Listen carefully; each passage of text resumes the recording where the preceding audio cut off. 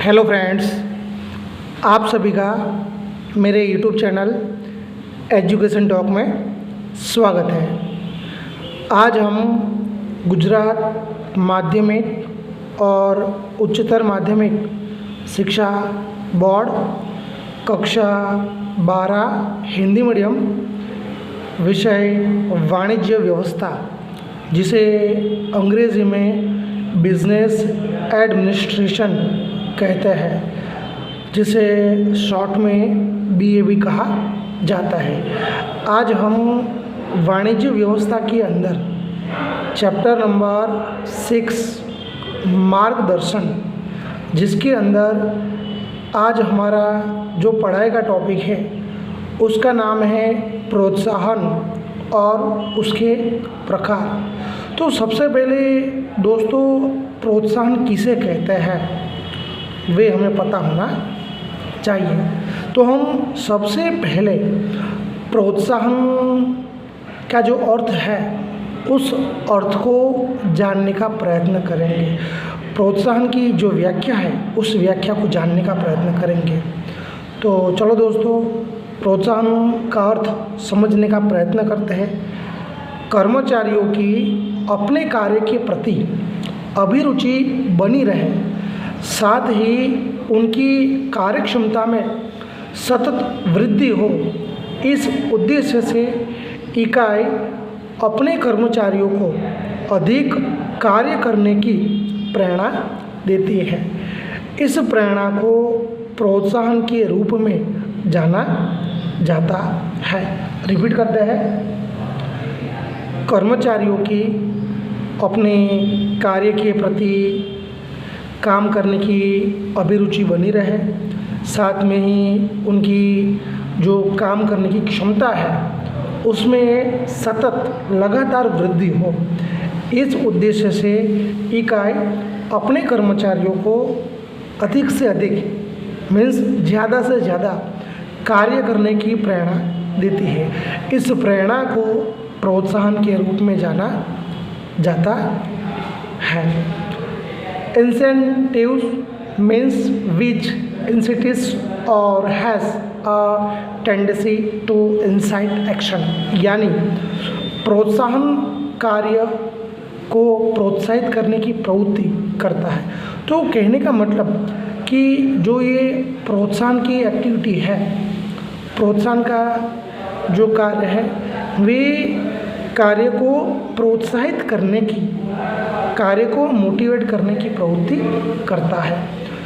प्रोत्साहन से कर्मचारियों के उत्साह में वृद्धि होती है। अगर हम कर्मचारियों को प्रोत्साहन देते हैं तो उसकी वजह से कर्मचारियों के उत्साह में बढ़ोतरी देखने को मिलती है। कर्मचारियों को उनके लक्ष्य तक पहुंचाने में प्रोत्साहन हमारी सहायता करता है। अब हम देखते हैं प्रोत्साहन के प्रकार। तो दोस्तों, प्रोत्साहन के 2 प्रकार हमें देखने को मिलते हैं। प्रोत्साहन का जो पहला प्रकार है उसका नाम है मौद्रिक प्रोत्साहन। प्रोत्साहन का जो दूसरा प्रकार है उसका नाम है अमौद्रिक प्रोत्साहन। सबसे पहले हम मौद्रिक प्रोत्साहन के नामों की जानकारी प्राप्त करते हैं। पहला, लाभ में हिस्सा। दूसरा, सहसाझेदारी। तीसरा, पदोन्नति। चौथा, बोनस। पांचवा, कमीशन। छठा, इनाम। और सातवां, सलाह एवं सुझाव। ये सातों 7 मौद्रिक प्रोत्साहन के प्रकार माने जाते हैं। अब हम अमौद्रिक प्रोत्साहन के जो प्रकार हैं या जो अमौद्रिक प्रोत्साहन है उनके नामों की जानकारी प्राप्त करने का प्रयत्न करेंगे। तो पहला है नौकरी की सुरक्षा। दूसरा है कार्य का मूल्यांकन और सम्मान। तीसरा है दायित्व सौंपना। चौथा है सलाहकार। पांचवा है कल्याणकारी प्रवृत्तियाँ और सुविधा। और छठा है अन्य प्रोत्साहन। तो दोस्तों, हमने प्रोत्साहन के दोनों प्रकार मौद्रिक प्रोत्साहन और अमौद्रिक प्रोत्साहन, उनके नामों की सूची देखने का प्रयत्न किया। अब हम उन प्रोत्साहन के बारे में संक्षिप्त में जानकारी प्राप्त करने का प्रयत्न करेंगे। सबसे पहले हम मौद्रिक प्रोत्साहन के बारे में जानने का प्रयत्न करते हैं। तो सबसे पहले मौद्रिक प्रोत्साहन किसे कहते हैं, उसकी डेफिनेशन हमें पता होनी चाहिए। तो मौद्रिक प्रोत्साहन अर्थात जिस प्रोत्साहन का आधार मुद्रा हो, वित्त हो, द्रव्य हो, ऐसे प्रोत्साहन को मौद्रिक प्रोत्साहन कहा जाता है। मौद्रिक प्रोत्साहन योग्यता और कुशलता वाले कर्मचारियों को या श्रमिकों के लिए एक वरदान स्वरूप माना जाता है, क्योंकि कर्मचारियों को मौद्रिक प्रोत्साहन देने से उनके उत्साह में वृद्धि होती है, उमंग में वृद्धि होती है, आत्मविश्वास में वृद्धि होती है और कार्यक्षमता में भी वृद्धि होती है।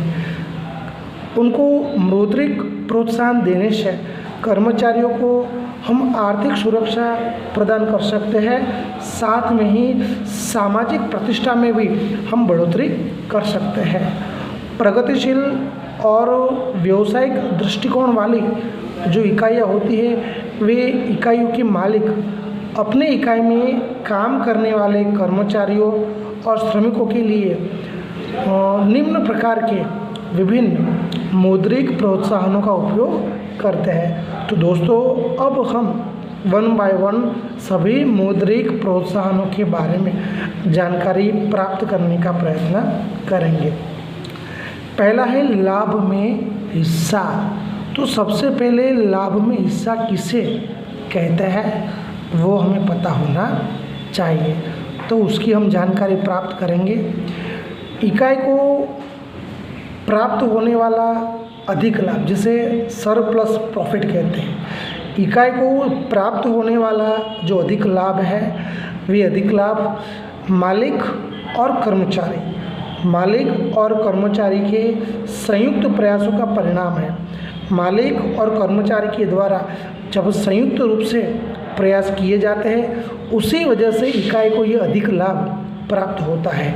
तो उस अधिक लाभ में से निश्चित भाग श्रमिकों को या कर्मचारियों को मुद्रा के स्वरूप में वेतन के अतिरिक्त चुकाया जाता है, जिसे हम लाभ में हिस्सा कहते हैं। रिपीट करते हैं दोस्तों, इकाई को प्राप्त होने वाला अधिक लाभ मालिक और कर्मचारियों के संयुक्त प्रयासों का परिणाम है। इस अधिक लाभ में से निश्चित भाग श्रमिकों को या कर्मचारियों को मुद्रा के स्वरूप में वेतन के अतिरिक्त चुकाया जाता है, जिसे लाभ में हिस्सा कहते हैं।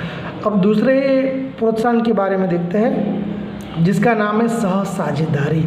तो दोस्तों, सहसाझेदारी किसे कहते हैं, उसका अर्थ जानने का प्रयत्न करते हैं। तो कर्मचारियों या श्रमिकों को इकाई की मालिकी, संचालन और लाभ के विभाजन में साझेदार बनाया जाए, तो इस प्रक्रिया को सहसाझेदारी कहते हैं। रिपीट करते हैं, इकाई में काम करने वाले कर्मचारियों को या श्रमिकों को इकाई की मालिकी, इकाई का संचालन और इकाई के लाभ के विभाजन में अगर साझेदार बनाया जाए, तो उस प्रक्रिया को सहसाझेदारी कहा जाता है। कर्मचारियों को या श्रमिकों को इकाई में सहसाझेदार बनाने से इकाई के मालिकों को उत्पादन में वृद्धि और औद्योगिक शांति प्राप्त करने में बहुत ही सरलता होती है। तो इन शॉर्ट कहने का मतलब कि हम कर्मचारी को या तो फिर श्रमिकों को सहसाझेदार बनाते हैं, तो उत्पादन में तो बढ़ोतरी देखने को मिलती ही है, लेकिन साथ साथ में औद्योगिक शांति का वातावरण भी इकाई के अंदर बना रहता है। तो इसीलिए हमें सहसाझेदारी को प्रोत्साहन के रूप में कर्मचारियों को प्रदान करना चाहिए। तीसरा है पदोन्नति, जिसे अंग्रेजी में प्रमोशन भी कहा जाता है। तो सबसे पहले पदोन्नति किसे कहते हैं उसके बारे में जानने का प्रयत्न करते हैं।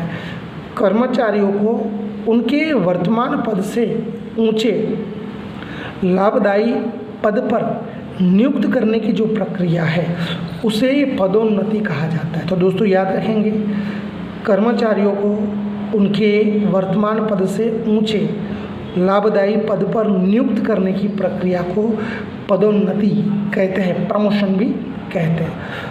हम कर्मचारी को जो पदोन्नति प्रदान करते हैं उसकी वजह से कर्मचारियों के अधिकार में, उनके दायित्व में, उनके कर्तव्य में और उनके वेतन में भी बढ़ोतरी देखने को मिलती है। कर्मचारियों को प्रमोशन प्रदान करने से कर्मचारियों की कार्य करने की जो शक्ति है उसमें वृद्धि होती है, साथ साथ में ही उसके उत्साह में भी वृद्धि होती है। इन शॉर्ट, कर्मचारियों को प्रमोशन देने से उनको आर्थिक सुरक्षा भी प्राप्त होती है और साथ में सामाजिक सुरक्षा भी प्राप्त होती है। दोस्तों आगे का जो प्रोत्साहन है जिसका नाम है बोनस, हमने बोनस शब्द को कहीं ना कहीं तो सुना ही होगा, लेकिन बोनस क्या है वो भी हमें पता होना चाहिए। तो बोनस यह एक प्रकार का मौद्रिक प्रोत्साहन माना जाता है। सामान्य रूप से बोनस वर्ष के अंत में निश्चित होते लाभ में से श्रमिकों को चुकाया जाता है। इसीलिए बोनस के कानून के अनुसार प्रतिवर्ष गिने जाने वाले लाभ में से कुछ प्रतिशत कर्मचारियों को वर्ष के अंत में बोनस के रूप में चुकाया जाता है। तो दोस्तों हमें ये भी याद रखना है कि इकाई को हर साल जो लाभ प्राप्त होता है उस लाभ में से कुछ निश्चित प्रतिशत कर्मचारियों को वर्ष के अंत में मौद्रिक स्वरूप में चुकाया जाता है, जिसे हम बोनस कहते हैं। अगर दोस्तों समझे तो कहने का मतलब कि अगर प्रॉफिट का प्रमाण ज़्यादा होता है तो बोनस का प्रतिशत भी ज़्यादा देखने को मिलता है, और प्रॉफिट का प्रमाण अगर कम होता है तो बोनस का प्रतिशत भी कम देखने को मिलता है। तो बोनस की जो रकम है या बोनस का जो प्रतिशत है वो आखिर में इकाई को होने वाले लाभ पर निर्भर करता है। अगर इकाई को ज़्यादा लाभ होता है तो इकाई में काम करने वाले कर्मचारियों को ज़्यादा बोनस चुकाया जाता है, और अगर इकाई को कम लाभ मिलता है तो इकाई में काम करने वाले कर्मचारियों को कम बोनस चुकाया जाता है। अब दोस्तों पढ़ते हैं कमीशन के बारे में। हमने कमीशन शब्द कहीं ना कहीं सुना है, तो कमीशन किसे कहते हैं उसके बारे में जानने का प्रयत्न करते हैं। इकाई के मालिक विक्रय बढ़ाने के उद्देश्य से विक्रय का लक्ष्यांक और इन लक्ष्यांकों के संदर्भ में अलग अलग कमीशन का दर निश्चित करते हैं। तो इकाई के जो मालिक होते हैं, इकाई के जो दर होते हैं, वो विक्रय बढ़ाने का उनका उद्देश्य होता है। तो उनका जो उद्देश्य है उस उद्देश्य को पूरा करने के लिए वो कमीशन का दर निश्चित करते हैं। विक्रय के साथ जुड़े हुए कर्मचारियों के द्वारा सिद्ध किए गए विक्रय के अनुसार मालिक की ओर से प्रोत्साहन के स्वरूप वित्तीय प्रतिफल दिया जाता है, जिसे कमीशन कहते हैं। तो रिपीट करते हैं, विक्रय के साथ जुड़े हुए कर्मचारियों के द्वारा सिद्ध किए गए विक्रय के लक्ष्यांक के अनुसार मालिक की ओर से प्रोत्साहन के स्वरूप वित्तीय प्रतिफल चुकाया जाता है, जिसे हम कमीशन कहते हैं। यानी कहने का मतलब कि जो विक्रय का लक्ष्यांक जितना ज़्यादा होगा उतना ही कमीशन का दर भी ज़्यादा होगा, और विक्रय का लक्ष्यांक जितना कम होगा उतना कमीशन का दर भी हमें कम देखने को मिलता है। तो कमीशन का जो दर है वो विक्रय के लक्ष्यांक यानी जो टारगेट होता है उस टारगेट पर निर्भर होता है। अगर आपने ज़्यादा से ज़्यादा टारगेट अचीव किया तो आपको ज़्यादा से ज़्यादा कमीशन मिलेगा, और आपने जो टारगेट है अगर उससे कम विक्रय किया तो आपको कम कमीशन मिलेगा। इसके बाद आगे है छठा, इनाम। तो इनाम के बारे में दोस्तों हम जानने का प्रयत्न करते हैं। इकाई में काम करने वाले कर्मचारियों को या श्रमिकों को असाधारण कार्य या तो उनकी कार्यशैली को ध्यान में रखकर इकाई की वार्षिक सभा में, सम्मेलन में विशिष्ट समारोह का आयोजन करके इकाई के मालिक की ओर से जिस किसी भी कर्मचारी को या श्रमिक को उसकी सेवा के बदले में नकद पुरस्कार, प्रमाण पत्र और पदक देकर सार्वजनिक रूप से सम्मानित किया जाता है, जिसे इनाम कहा जाता है। इस प्रकार से कर्मचारी को इनाम देने से उसके उत्साह में, उसके जोश में और कार्यक्षमता में वृद्धि देखने को मिलती है। तो दोस्तों, इनाम के बारे में एक बार फिर से रिपीट करते हैं।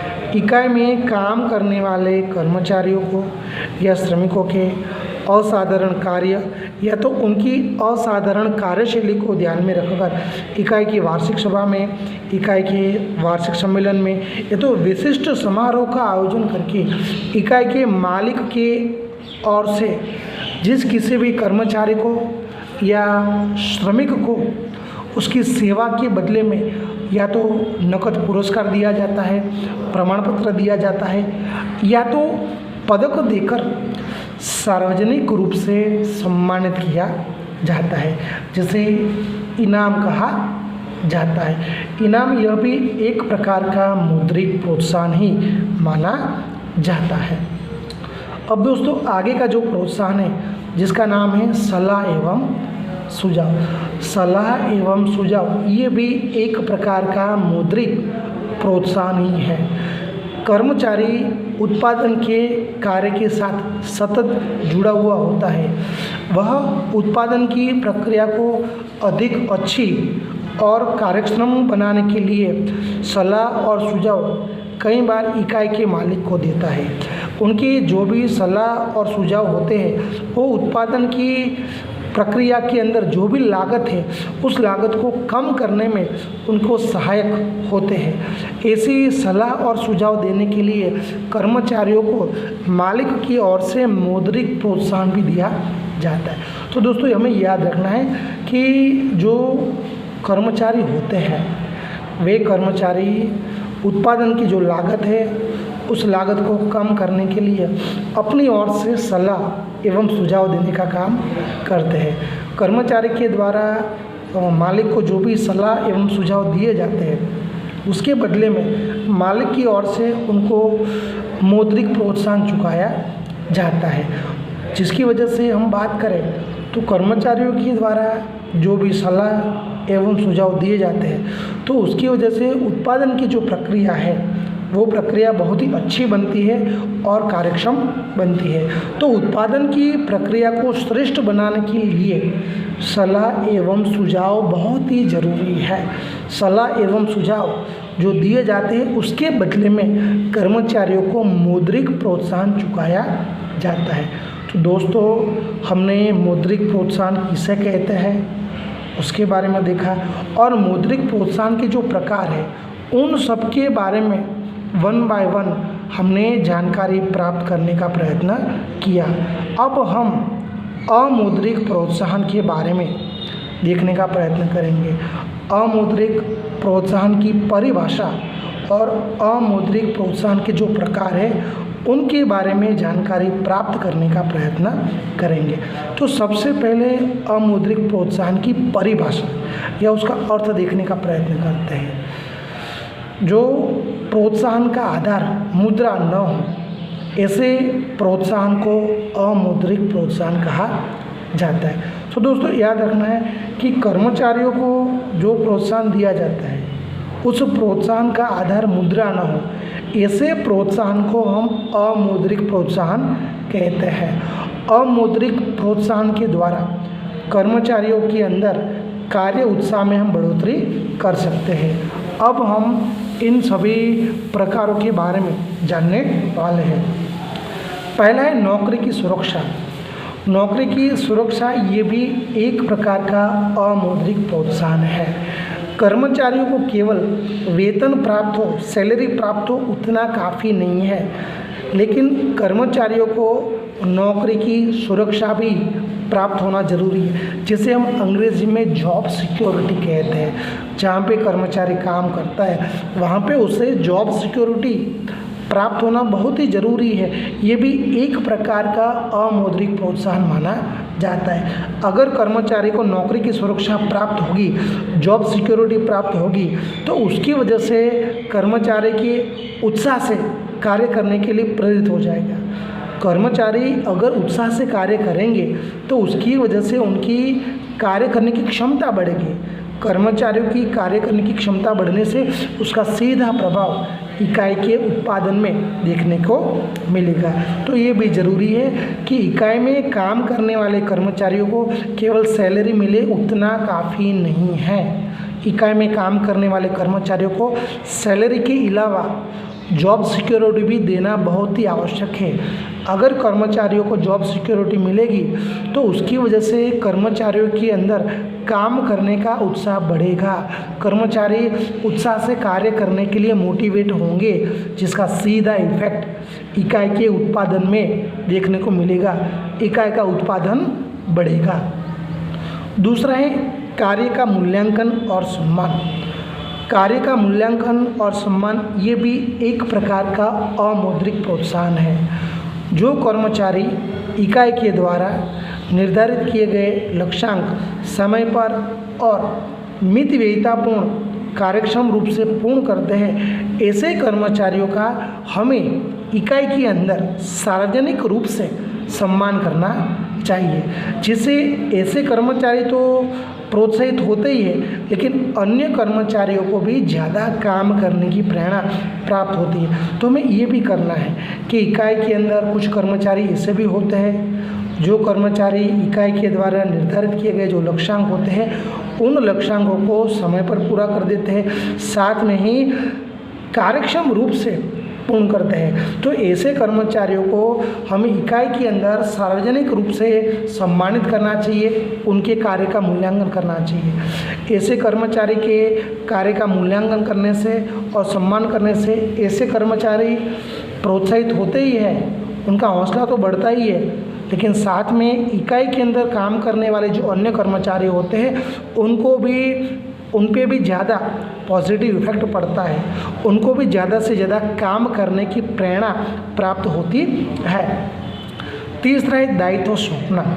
दायित्व सौंपना ये भी एक प्रकार का अमौद्रिक प्रोत्साहन माना जाता है।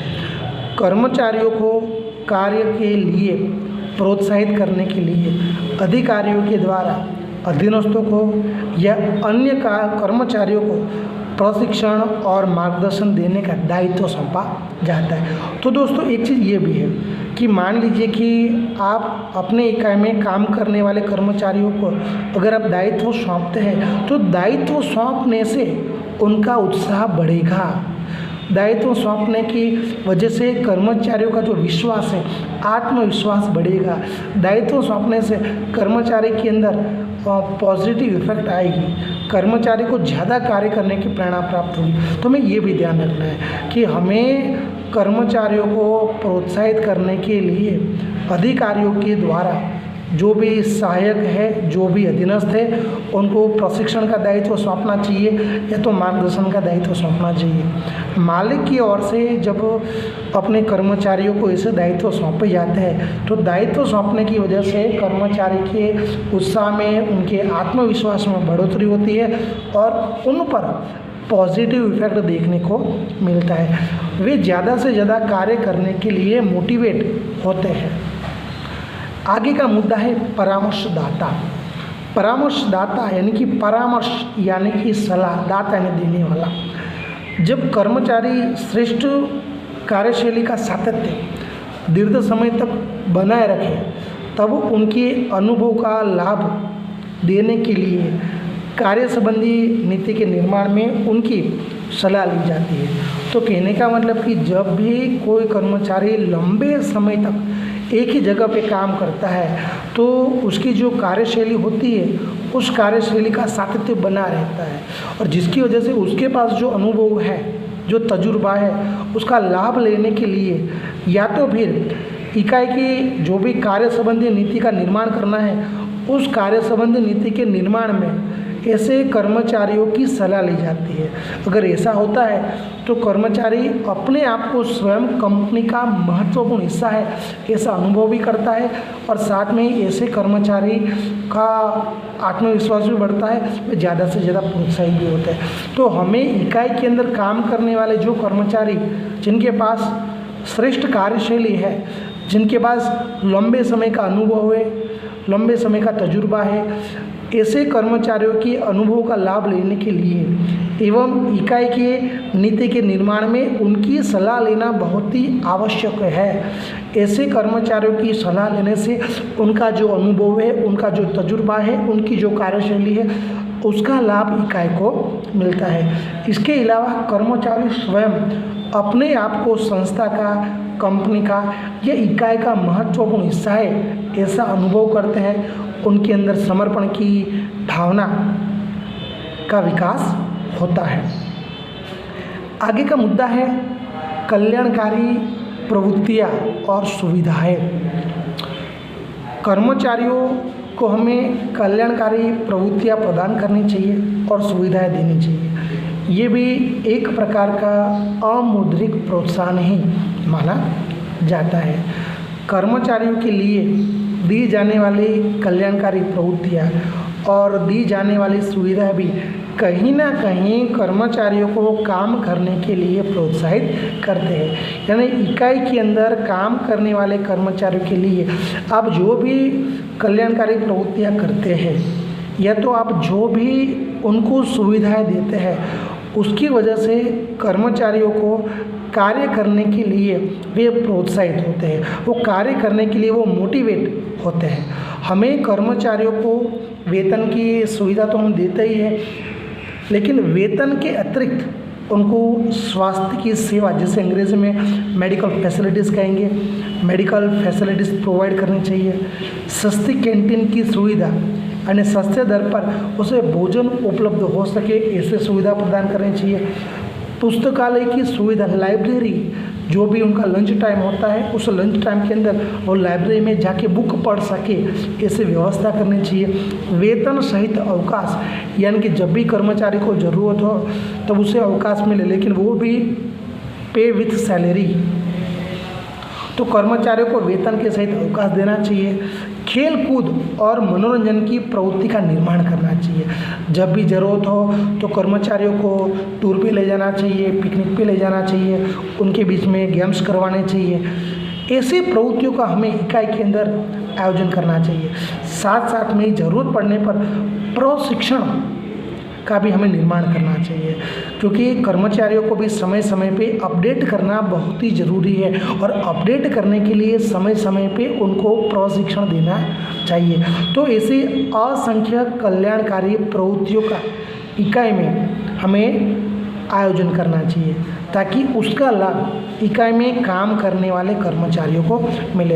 हम अगर कर्मचारियों के लिए ऐसी कल्याणकारी प्रवृत्तियाँ करते हैं, उनको सुविधाएं देते हैं, तो उससे कर्मचारी का धैर्य, उनका उत्साह, उनकी कार्यक्षमता, उसके अंदर बहुत पॉजिटिव इफेक्ट पड़ता है, जिसका सीधा लाभ इकाई को मिलता है। तो कल्याणकारी प्रवृत्तियाँ और सुविधाएं ये भी एक प्रकार का अमौद्रिक प्रोत्साहन ही माने जाते हैं। दोस्तों, हमारा लास्ट मुद्दा है अन्य प्रोत्साहन। हमें कर्मचारियों को आई थिंक कल्याणकारी प्रवृत्तियाँ और सुविधाओं के अलावा कुछ दूसरे प्रोत्साहन भी हमें देने चाहिए।